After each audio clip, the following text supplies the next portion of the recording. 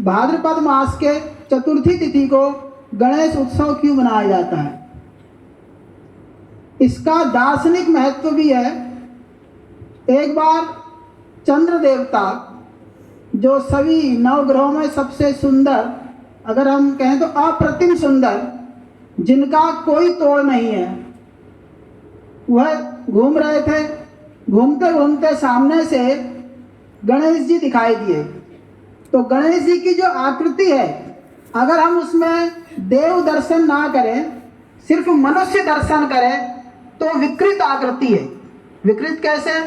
चेहरा उनका जानवर का है, सूंड टेढ़ी मेढ़ी, एक दांत टूटा हुआ है, नीचे पेट खूब आगे आ रखा है।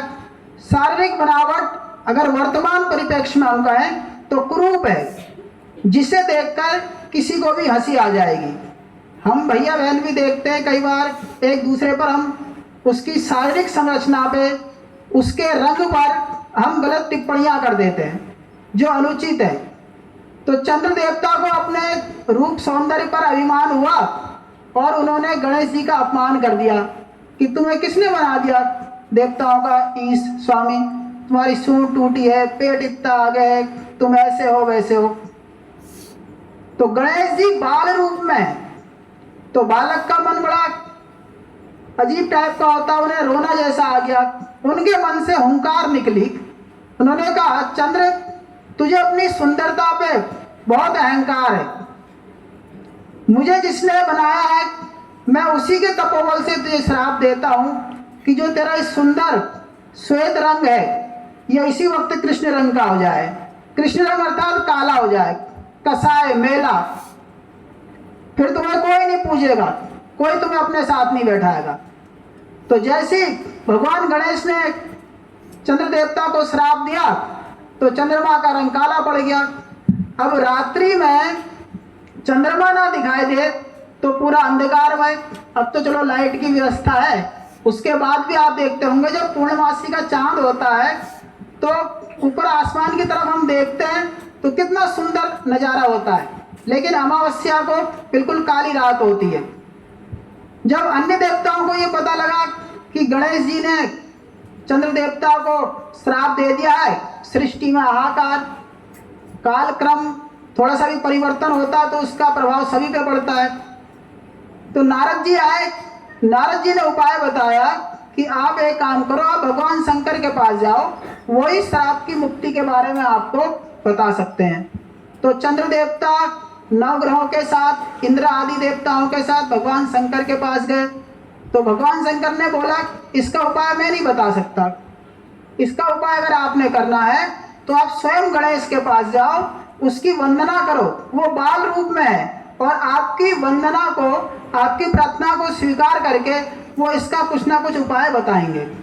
तो सारे देवता वापस गणेश जी के पास गए, गणेश जी का अनुनय विनय किया गया, प्रार्थना की गई। तो गणेश जी ने बोला, जो श्राप दे दिया है उसका प्रभाव तो निष्फल नहीं जा सकता, क्योंकि मेरे माता पिता का तपोबल निष्फल चले जाए, ये मैं कैसे हो सकता है, कैसे करने दूं। तब उस दिन से एक व्यवस्था बन गई कि आपको और इस समस्त संसार को, सृष्टि को यह याद रहेगा किसी का भी अपमान करने का परिणाम कितना भयंकर होता है। उन्होंने व्यवस्था दे दी कि आज आपका रंग पूर्ण काला है, प्रत्येक दिन ये रंग आपका घटता रहेगा। तो जो अमावस्या होती है, अमावस्या के बाद प्रतिपदा आएगी, द्वितीया आएगी, तो वहां से काले रंग से चंद्रमा जो हमें आधा दिखाई देता, वो आधा नहीं होता, वो रंग काला है, उसका आकृति पूरी गोल है लेकिन हमें आकृति अलग दिखाई देती है।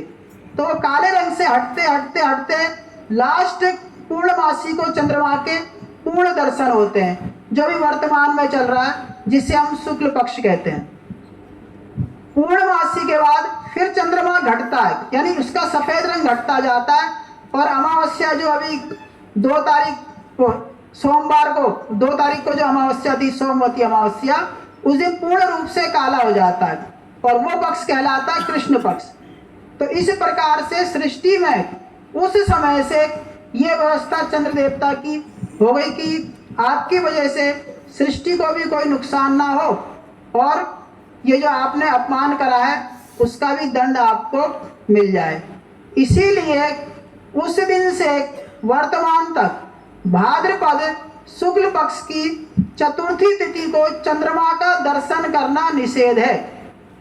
आप कई परिवारों में होता है गणेश चतुर्थी के हम व्रत रखते हैं, पूरे साल भर के जो 24 व्रत हैं उसमें से मात्र एक ये व्रत ऐसा है भाद्रपद मास का जिस दिन बिना चंद्रमा को देखे उस व्रत का पारायण किया जाता है ज्योतिष शास्त्र के अनुसार, जो नियम और सिद्धांत कह रहा है। बाकी लोकाचार में पुरोहितों ने या किसी अन्य ने क्या चला दिया वो अलग चीज है, लेकिन जो सिद्धांत कह रहा है गणेश चतुर्थी का, इस दिन जो चंद्र दर्शन करेगा उसको कलंक लगेगा अपने जीवन में चोरी का, ये निश्चित है। इसका प्रमाण आपको भागवत में मिलेगा। भगवान श्री कृष्ण जब गाय चराने जाते थे, यशोदा माता ने बोला कि कन्हैया आज शाम को जल्दी आ जाना संध्या से पहले, अगर गलती से तूने चंद्रमा देख लिया तो तेरे ऊपर कोई ना कोई चोरी लगेगी। वैसी लगती रहती है, गांव के लोग तो ये बदनाम करे हुए हैं और कहीं और कोई बड़ा आरोप ना लग जाए। तो जब कन्हैया वापस आ रहे थे तो उन्होंने विचार करा मैं ऊपर देखूंगा ही नहीं चंद्रमा तो कैसे मुझे दोष लगेगा। वो नीचे आंखें करते हुए आ रहे, लेकिन क्या हुआ, रास्ते में कोई छोटा सा गड्ढा था तालाब जैसा, उसमें पानी में चंद्रमा की ऊपर की छवि उन्हें दिखाई दे गई। जब वो छवि देखी तो चंद्र के दर्शन हो ही गए। उसका परिणाम कालांतर में क्या हुआ, एक राजा जो उनकी पत्नी है सत्यभामा, उनके पिता के यहाँ से श्यामंतक मणि जो एक दिन में 100 मन सोना उत्पन्न करती थी वो चोरी हो गई। और वो चोरी हुई, उसका जो आरोप लगा वो भगवान श्री कृष्ण पर लगा।